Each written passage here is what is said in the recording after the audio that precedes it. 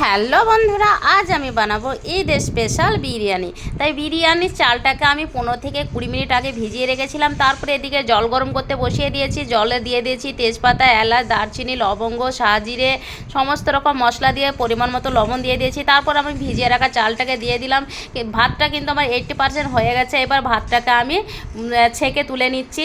তারপরে আমি ভাতটা কিন্তু সাজাবো। আর এই জায়গাতেই করে ফেলেছি বড় ধরনের ভুল।